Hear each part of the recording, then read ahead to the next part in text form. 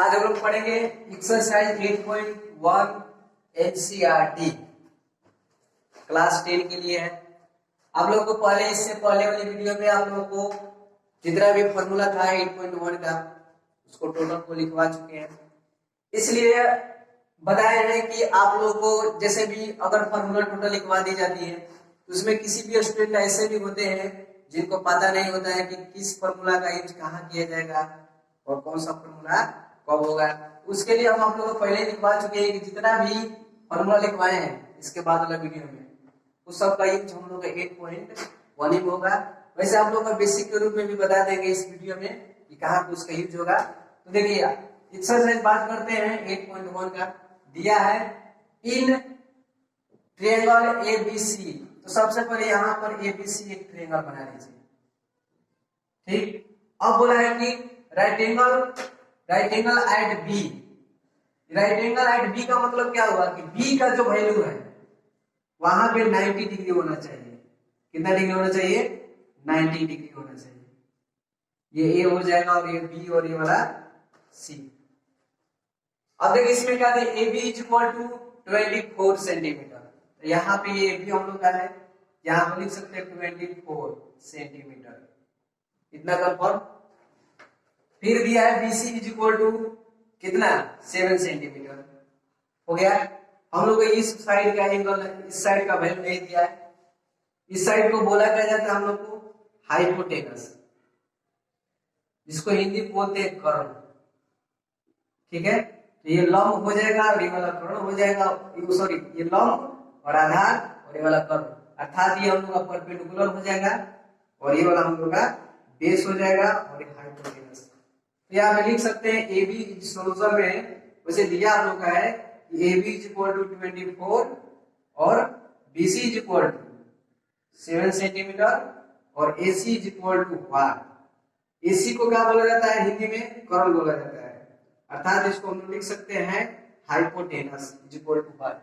तो एसी क्या है हम लोग का? हाइपोटेनस है। तो एच इज इक्वल टू क्या होता है?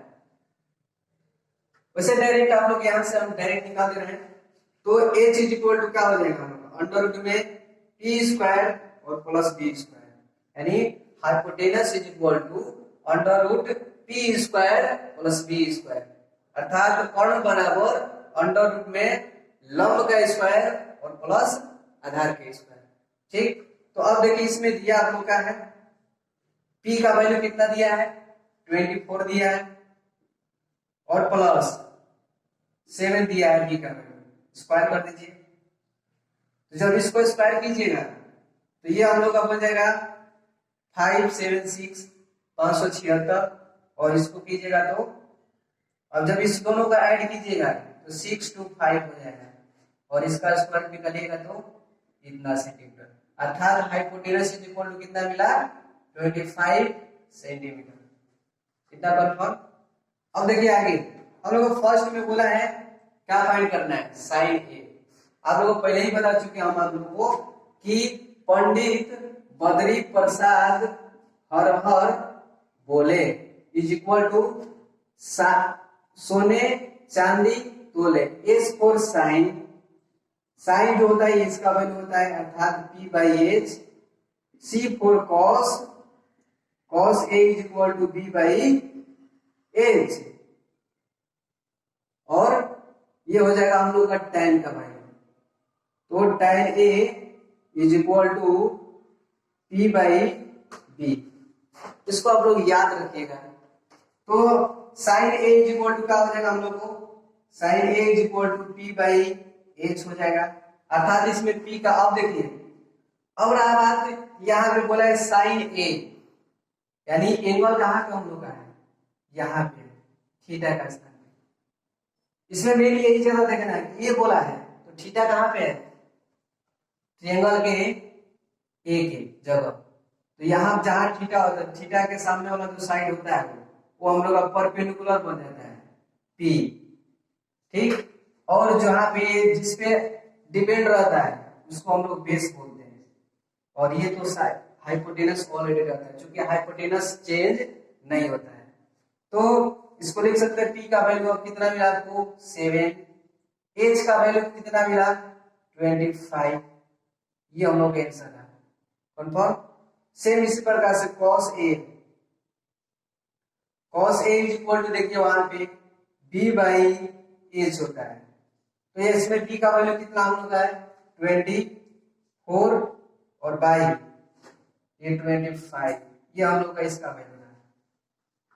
अब देखिए दूसरा क्वेश्चन में क्या बोला है, सेकेंड क्वेश्चन में बोला है कि साइन सी और कॉस सी बोला है, सॉरी कॉस सी। अब देखिए इसको कैसे एक्सचेंज करिएगा, इसको आप लोग अच्छी तरह समझा लीजिए, ठीक, हम इसी के बेस पर बता दे रहे हैं। वैसे इसका भी एंगल बना सकते हैं हम लोग साइड में इस तरह से, देखिए कैसे, ये हो जाएगा ये और ये। अब इसमें देखिए सेम यही एंगल रहेगा ए बी सी। अब देखिए इसका कितना दिया है 25 सेंटीमीटर अर्थात एच इज इक्वल टू, अब देखिए इसका वैल्यू ये भी का दिया है 24 और इसका दिया था 7। अब देखिए बोला है कि साइन सी यानी थीटा का वैल्यू कहां पे हम लोग है सी के जगह, तो जब सी के जगह होगा तो ये हम लोग इसके सामने वाला जो थीटा के सामने वाला जो साइड होता है, जो भुजा होता है, ये हम लोग का परपेंडिकुलर होता है। कंफर्म। और जिसपे ये डिपेंड रहता है उसको हम लोग बी और ये हाइपोटेनस ऑलरेडी रेफर करता है, ये नो चेंज होता है। तो इसका होता है हम लोग का पी बाई एच, यहाँ पे साइड में आप लोग लिखवा चुके हैं, तो पी का वैल्यू आपको कंफर्म है, इसमें पी का वैल्यू 24 और एच का वैल्यू कितना है, एच का वैल्यू 25, ये हम लोग का आंसर हो जाएगा।